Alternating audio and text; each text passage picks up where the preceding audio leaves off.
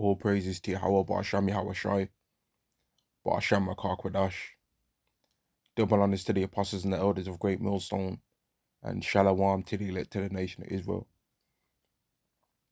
Despite all of the back and forth between Israelites and Christians, Israelites and anybody else that's got a belief system on this earth, right, about who salvation's for and who God loves and all of these things, right? Despite all the back and forth, the Bible still says what it says regarding the new covenant, right? So despite how many times the Christians want to misinterpret certain Bible verses, right? You can't misinterpret this, right? You can't misinterpret what I'm about to read right now, right? Jeremiah chapter 31 and verse 31. Behold, the days come, saith Yahweh, that I will make a new covenant with the house of Israel and with the house of Judah. Now, the moment a Christian tries to say that's talking about spiritual Israel, right? Well, then they have to answer how the separation is made between how a Gentile is spiritually either the house of Israel and the house of Judah. Because it's very simple how you have the house of Israel or the house of Judah in a physical sense. It's easy, right? Verse 32, not according to the covenant that I made with their fathers. So the Bible is letting it be made known that this isn't talking about nobody else apart from actual Israelites. Not according to the covenant that I made with their fathers in the day that I took them by the hand to bring them out of the land of Egypt. Whose forefathers was taken out of the land of Egypt? Only the Israelites, right? But you've got it to where now these heathens and these Gentiles are trying to claim that everyone came out of here. They're trying to say, oh, there was a mixed multitude and all of this, right? Which isn't a lie, but yet the new covenant's still being spoken of for being for the Israelites still, right? The new covenant's still being spoken of for being for the Israelites. And the new covenant, the old covenant was still made with the Israelites even after that. There was 12 pillars made, right? According to the 12 tribes of Israel. There wasn't nothing made according to the Egyptians, who was part of that mixed multitude. There wasn't nothing made according to their nation. The 12 pillars was made according to how many tribes of Israel there was. And the blood was shed according to how many tribes of Israel there are. Not according to anything to do with what they is apart from regarding Mizraim and all that. No, that wasn't none for that. Verse 32, not according to the covenant I made with their fathers in the day that I took them by the hand to bring them out of the land of Egypt, which my covenant they break, although as a husband unto them, saith Yahweh. Now who broke the old covenant? It was the Israelites. And what was they told if they kept the covenant? If you keep it, you're going to be blessed. If you don't keep it, you're going to be cursed. I wasn't told if you don't keep it, you're going to be cast away. No, there was never told that. There was going to be cast into other nations, but it wasn't going to be cast away and forgotten. Because many times the Israelites kept the laws, but then they broke them, received the curses. Then they kept them, received blessings. Then they broke them, received curses. Then they kept them, received blessings. They never, just because they didn't listen one time, was cast away. No. Because they fled, they went into Babylon as as part of the curse and returned back to Israel after 70 years. But these Christians want to try and make it as though the Israelites betraying the Messiah still took away the promise, and want to make it as though every single Israelite betrayed the Messiah, which is the same kind of stuff how they talk towards the Negro, Latino, and Native American right now. Whenever we talk about what they do to us, what's the first thing they say? But you kill your own people.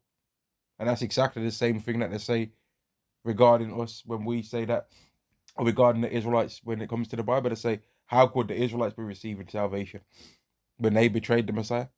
As if Herod was an Edomite that tried to kill the Messiah. And as if the Romans didn't say, you know what, nah, we ain't killing this man because he's the Messiah. So forget what you Israelites are talking about. They never did that, did they? They still killed him. They still killed. They didn't say, forget what you Israelites are talking about. I'm murking Barabbas. I'm a crucify Barabbas, man. Forget what you Israelites are talking about. They never said that. They never said to them Israelites, to the Pharisees, move, man. They never said, move out the way, man. I'm killing Barabbas. Forget what you're talking about. Forget what you're talking about you've got no king but Caesar. I've got no king but this Messiah that you guys have.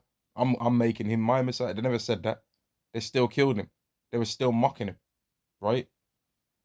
So don't try and act like you heathens have been righteous out here, because you haven't. And all those people that are classed as Gentiles in the New Testament that are receiving salvation are Israelites that went away during other captivities and started living like heathens did. Started living exactly like how the heathens were living, man. They ain't no heathens. And the proof on that is all the prophecies that speak about how Israelites from all these other different nations are going to be gathered. There's one in Deuteronomy 30. There's one in Jeremiah 23. There's one in Ezekiel 36. There's one in Ezekiel 37. There's one in Amos, the 9th chapter. There's a prophecy in Matthew, the 24th chapter. And all of these things are still spoken of in the same way about a great gathering of people in Revelation 5 and 9, in Revelation 7 and 9. So what are you Christians talking about, man? Verse 33, but this shall be the covenant that I'll make with the house of Israel after those days, saith Yahweh. I'll put my law in their inward parts and write it in their hearts, and I will be their God, and they shall be my people. So how is that everybody? How is the house of Israel ever being everybody? How? And you Christians always want to say, in the context, and all that, right? Well, in the context right here, how can a group of people that are the house of Israel and the house of Judah, right, and that forefathers came out of the land of Egypt, and it speaks about how they broke the covenant, right, even though Yahweh was a husband unto them, how can this house of Israel now become anybody? That don't make any sense. It don't make any sense, man.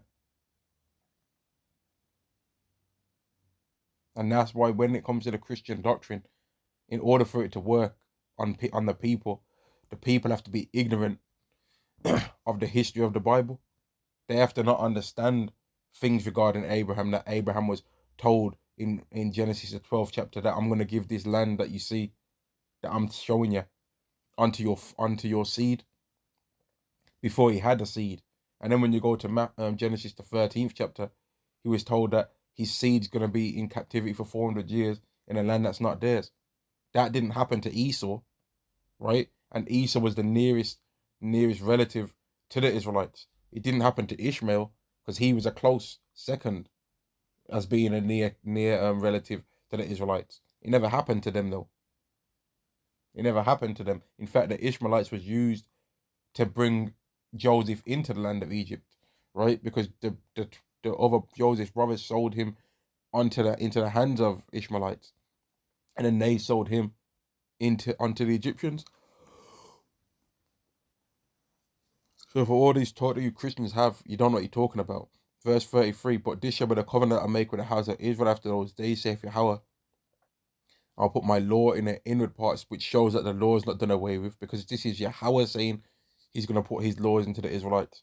Whereas when Christians read this scripture in Hebrews, the 8th chapter, they try and say, see, Jesus is going to put his laws into the minds of the people, when Jesus never made, according to what they call the Messiah anyway. I'm going to say it the real way. Yahweh Shai never made no new laws. Everything that he ever spoke about to the people, to the Israelites, when he was talking to them, when he was preaching unto them, was refreshing into their mind the way how it's supposed to be, right? So that they can understand the main principles of the law, which is to have mercy and to understand judgment righteously, man. Not to just be strict in laws, but then when it comes to a time where one law might contradict another one to a certain degree, now you're stumbling all over yourself. So, for example, when Yahweh Shai was healing people on the Sabbath, that's technically work, right?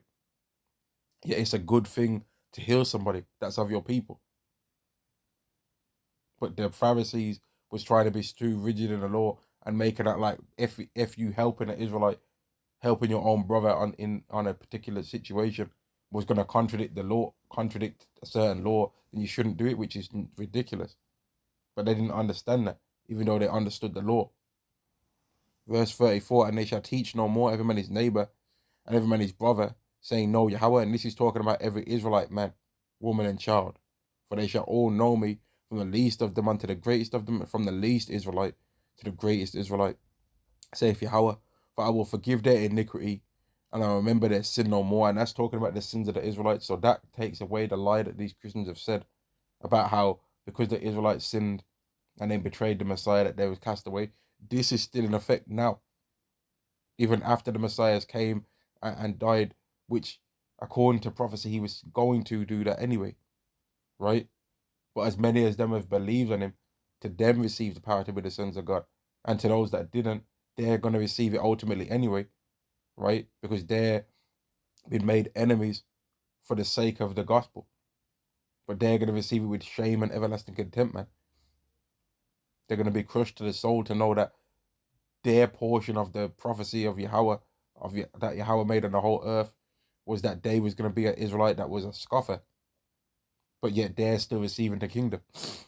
That's not the way that you want to receive him, and that's going to be a painful way to receive the kingdom, knowing that the kingdom's going to be beautiful, it's going to be righteous completely, and that everyone's going to be praised for their righteousness. Yet in a time when it was required of you to be the most righteous, you was actually the most wicked, and took that charagma that's mentioned in Revelation 13, verse 16, verse 17, and ended up getting destroyed, man. You don't want that. Talking about it's June, you know? You wouldn't want to be that person, man. Or you wouldn't want to have the lot that what Judas had, you know? Or you wouldn't want to have the lot of the person that was on the left-hand side of Yahweh Shai when he was on the cross that was scoffing, saying, if you're the Messiah, why don't you save yourself and save me while you're at it? You wouldn't want to be that. Or one of the people that was trying to stone him or throw him off a cliff headlong. You wouldn't want to be that person, you know? Or the people that was saying that he had a demon on him. You wouldn't want to be them people neither. Or the people that was saying, kill Yahweh Shai and save Barabbas instead. You wouldn't want to be those people. Or the people that were saying we have no king but Caesar. You wouldn't want to be known that was your lot to be of those people. Right? Jeremiah chapter 31 and verse 35 does say, if Yahweh, which giveth the sun for a light by day, and the ordinances of the moon and of the stars for a light by night, which divideth the sea when the waves thereof roar, Yahweh of hosts is his name. If those ordinances depart from before me, saith Yahweh, then the seed of Israel also shall cease from being a nation before me forever. Thus saith Yahweh, if heaven above can be measured, and the foundations of the earth searched out beneath, I will also cast off all the seed of Israel for all that they have done, saith Yahweh. So why would you want to be in a situation like that? Right? Why would you want to try and say the Israelites are done away with, right? When the Bible's saying otherwise? Why would you want to be in a situation where you're just a liar, man? And you can't even see that the Bible's saying that the heavens have to be searched out to the end of it, if there even is one, right? And the foundations of the earth have to be searched out beneath, if you can even do that, if that was even possible, before God will cast away the Israelites. If that can be achieved, then he'll cast away the seed of the house of Israel. So for all these Christians that always want to say the actual seed line of Israel has been cast away, we don't know where they are, when at the same time they'll understand that there's a term that they use saying the lost house of Israel and all that, or the lost tribes of Israel. So how they're lost, right? How they're lost if everyone just knows who the Israelites are? Wouldn't they, with all this technology, say, you know what, we're the Israelites? Wouldn't they do that? Wouldn't the Israelites just say, you know what, we're going to make a video, right, showing that we're the Israelites? Wouldn't they do that? And if you'll say yes, then how comes you people can't accept that all these Negroes, Latinos, and Native Americans saying that they're Israelites all around the world are at least not even those lost tribes? But you don't even want to accept that, right? You don't want to accept that. Yeah, if we said we're spiritually Israel, but we're really Gentiles, then you'll accept that because you're idiots. And I just got to say it like that because that's the truth, man. You'd accept us saying that we're spiritually Israel, which we are that too, but we're actually Israel too. And since you want to say, oh, prove it, You can't prove that we're not. So shut your mouths, because you can't prove who you are according to the Bible. You can't prove that you Edomites can't prove that you're Japhet according to the Bible. So get out of our face when it comes to us proving that we're Israel, because there's more proof in the Bible that we can use that we're Israelites than there's proof that you can use that you're Japhet. A lot more. So back up, man. I'm gonna end the lesson there, man. I just thought I'd do this video because all the talk that people have back and forth, right? But the Bible still says who the new covenant's for, though. It still says it, and you can't change that. And who the new covenant's for is ultimately who salvation's for. And it doesn't say that it's for anybody apart from the Israelites. And Hebrews, the 8th chapter, says exactly the same thing. All praises to Yahweh, Ba'asham Yahweh Shai, Ba'asham Makar Kodash. Double honors to the apostles and elders of Great Millstone, and Shalom to the elect to the nation of Israel. Shalom.